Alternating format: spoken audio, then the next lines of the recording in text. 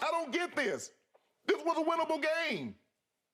It was. And you rested AD to do what, Skip? It's not like you have a seeding position, like you're the second or third or fourth seed, and you say, okay, AD, we're gonna get AD tonight off.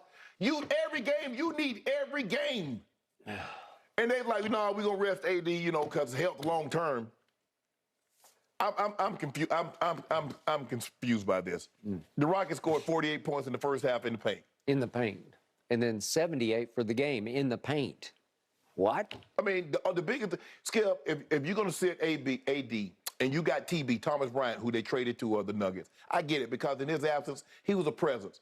I mean, he wasn't much of a defensive guy, but he can give you points in the paint. AD, I mean, he was a true center. Yeah. Now you got Wenyen Gabriel. Wenyen Gabriel ain't no center. Remember, Mo Bamba is hurt. Right. And he is 7 feet tall.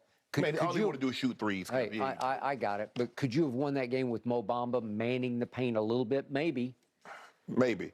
And Skip, I mean, they got 6'11" Sengun, Jabari Smith, and Kenyon Martin Jr. I just don't know what I'm confused by what the Lakers' strategy is. It's like what exactly are you saving AD for? Next year? Good question. Because let's just say, okay, they're going to reevaluate LeBron on Monday, right? Yep. Okay. What they say. And then he's going to have to ramp up and get in some conditioning. So maybe 4 games to go. But if you got 4 games to go with no chance of getting into the play-in, Skip, why would he even bring LeBron back? Why would you even bring him back? Why would he even want to come back? To do what? I'm sure that decision is hinging right now on the next couple of games. Like at some point, LeBron's going to say, for what? Exactly.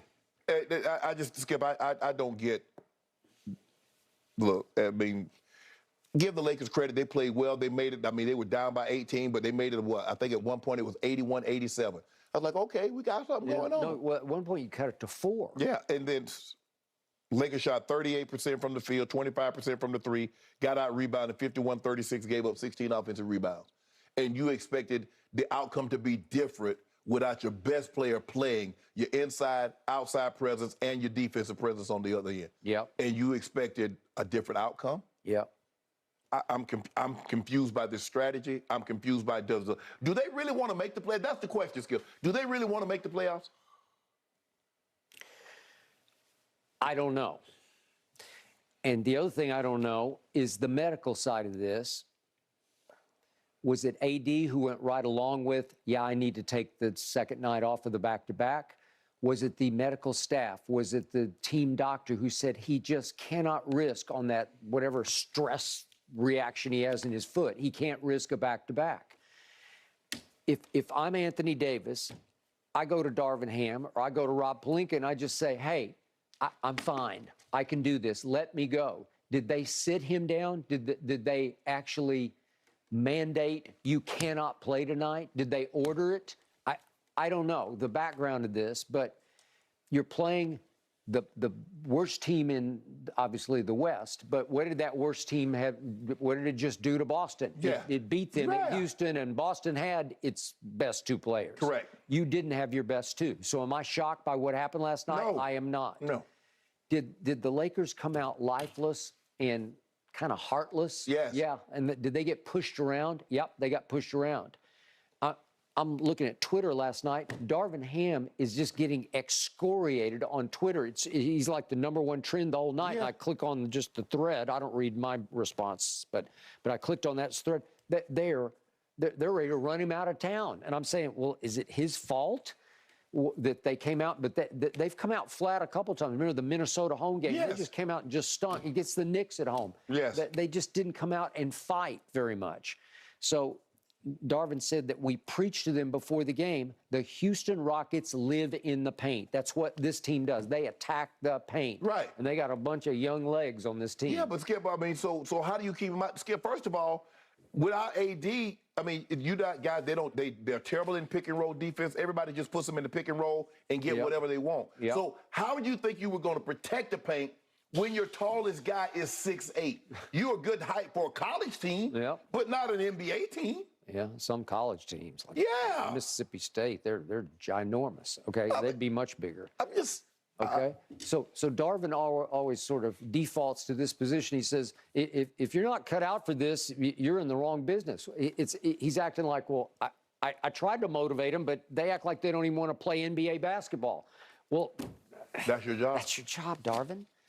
And I know this is your first time around, but I like a lot. I like his post-game interviews. I want to root for him, but his team is coming out flatter and flatter and flatter, and you're still hanging. You're still barely in the play-in, right? But Skip, the problem is that they got what they got. I mean, it's not like that. I mean, Troy Brown Jr., you started Troy Brown Jr., Hachimura, Vanderbilt, Malik Beasley, and D'Angelo Russell. Yep, and Austin Reeves. Austin Reeves played great. He didn't shoot very well, but he didn't shoot well from three. Yep. But he was 6 of 14, 1 of 7. He had 24 points. Yep. He was a +1. He was, and in the fourth quarter, he actually played pretty big, and you won the fourth quarter 36-31, and you just couldn't close the gap. Right. Okay, so you know why Laker fans are so frustrated? A, because they're Laker fans and they're spoiled rotten. The expectations, okay? yeah. But you look up above, Denver is reeling. And we don't know if the Grizz are going to get their mojo back when Ja comes back. And all of a sudden, both Luka and Kyrie are out. Right. And obviously, Zion has been out. And all of a sudden, Laker fans know that the Clippers are now stuck with Russ, and they're trying to figure out how to motivate around Russ, manipulate around Russ.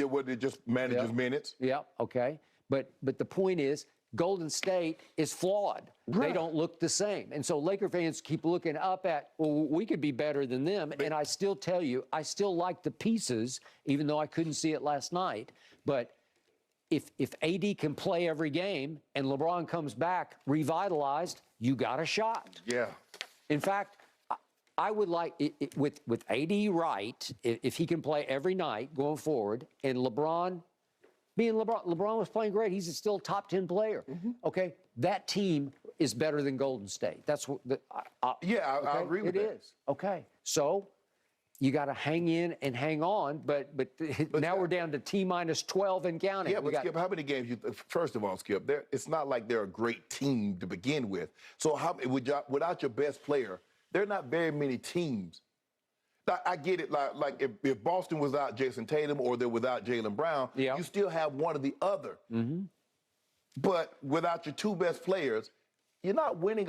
The likelihood of the Celtics winning without Jason Tatum and Jaylen Brown, or the Sixers winning without Joel Embiid and James Harden. But remember, you can only play 5 at once. Yes. And if you got 2 really good ones, if you got 2 potential top 10 players, you got a shot. Right.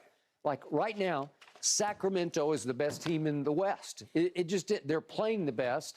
I know. Tell you what, you better have a 10-point lead because if the game's close, De'Aaron Fox gonna beat you. He's gonna get you. He gonna get you. No, I got it. But I was kidding with you the other day. They were playing Milwaukee at home, and I said, "Is this a potential finals?" Right.